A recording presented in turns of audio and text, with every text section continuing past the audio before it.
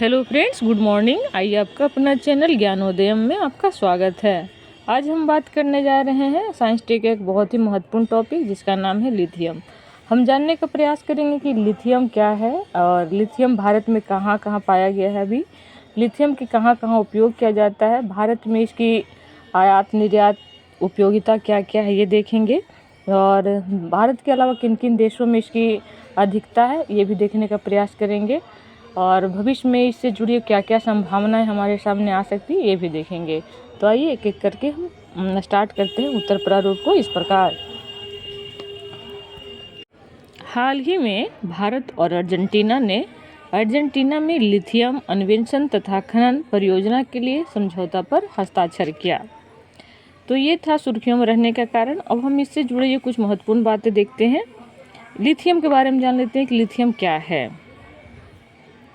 Lithium को अक्सर सफ़ेद सोना कहा जाता है। यह एक नरम चांदी जैसी सफ़ेद क्षारीय धातु है और इसका घनत्व सभी धातुओं की तुलना में सबसे कम है। ये जल के साथ तीव्र अभिक्रिया करता है। अगर दूसरे रूप में देखें तो एल्युमिनियम और मैग्नीशियम के साथ लिथियम धातु से मिश्र धातु बनाई जाती है, जिससे इसकी मजबूती में सुधार होता है और इसका वजन भी कम हो जाता है।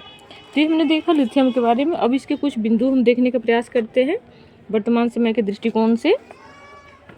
जो भारत और अर्जेंटीना के बीच समझौता हुआ, उस समझौते के तहत खनिज विदेश इंडिया लिमिटेड अर्थात काबिल और अर्जेंटीना की सरकारी स्वामित्व वाली खनन तथा ऊर्जा कंपनी CAMYEN के बीच हस्ताक्षर हुआ।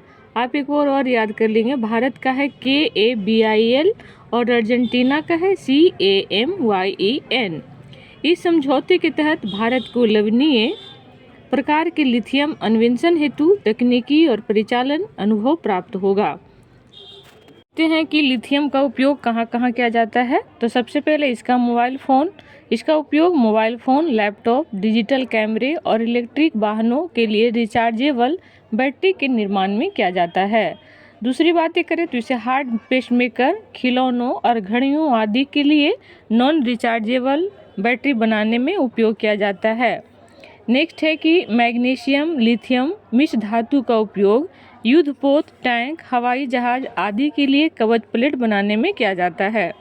एल्युमिनियम लिथियम मिश्र धातु का उपयोग विमान, साइकिल फ्रेम और उच्च गति वाली ट्रेनों में किया जाता है।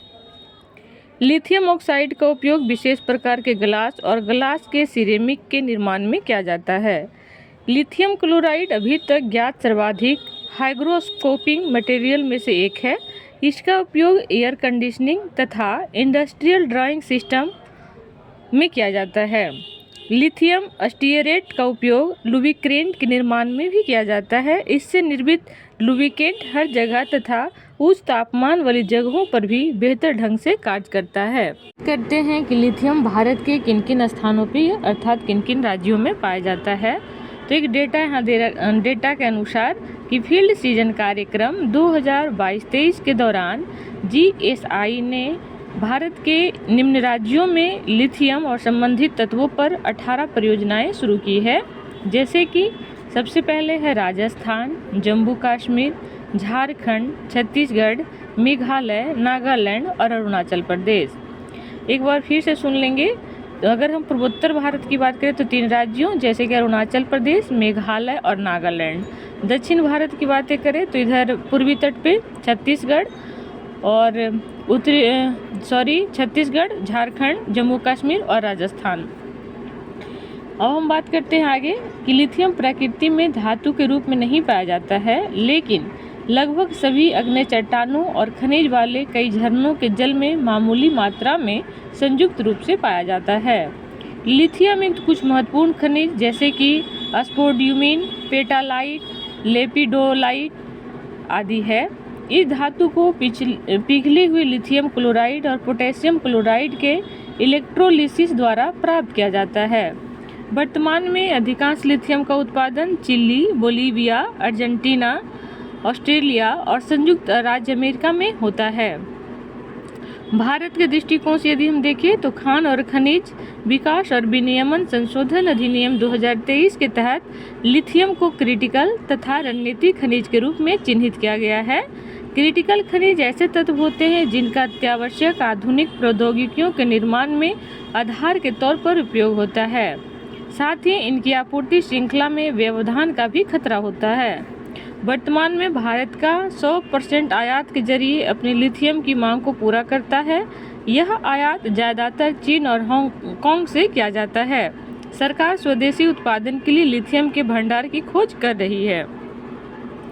अगर हम एक मात्रा के अनुसार से देखें तो भारत विश्व में 5.9%, चीन 6.7%, ऑस्ट्रेलिया 7.7%, अर्जेंटीना 5.7%, चिली 19.9% और बोलीविया 39%।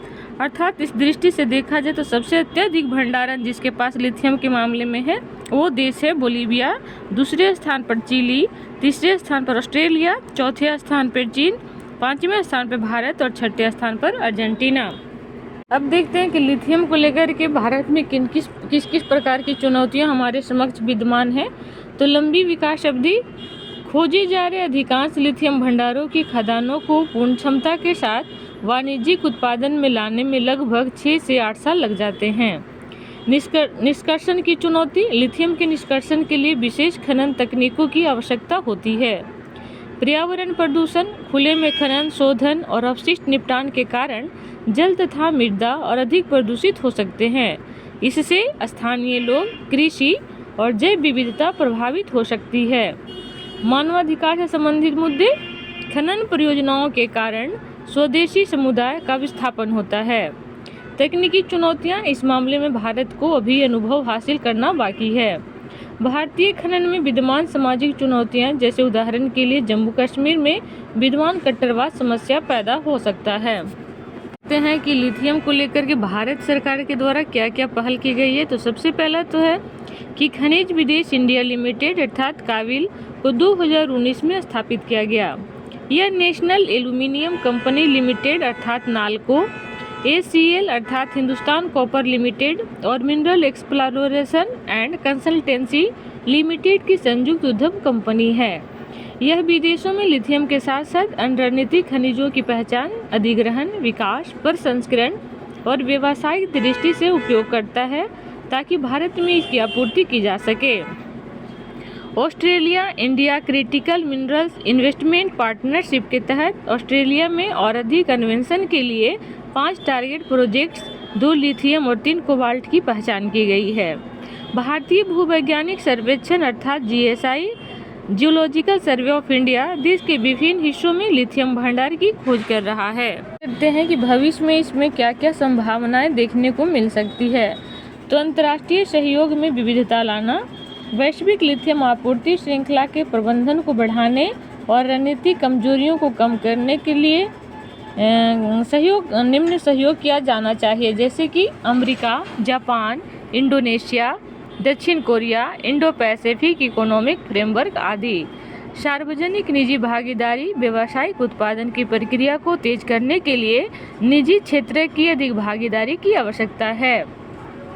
लिथियम खदानों की नीलामी की अनुमति देने का हालिया निर्णय इस दिशा में सही कदम है।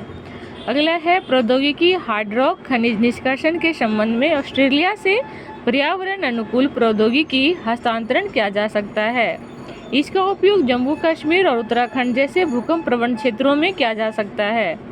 स्थानीय समुदायों की भागीदारी, चिंताओं को दूर करने, स्थानीय लोगों के लिए नौकरियां प्रदान करने हेतु स्थानीय समुदायों के साथ पारदर्शी संचार और जुड़ाव को प्राथमिकता दी जानी चाहिए। क्षमता निर्माण, इस संबंध में कौशल और अत्याधुनिक प्रौद्योगिकी पर ध्यान केंद्रित करना चाहिए। तो ये था लिथियम से जुड़े हुए मुद्दे जिस पर हमने उन सभी तत्वों को रखने का प्रयास किया जो लिथियम के लिए आवश्यक था। तो इन्हीं सब शब्दों के साथ आज का वीडियो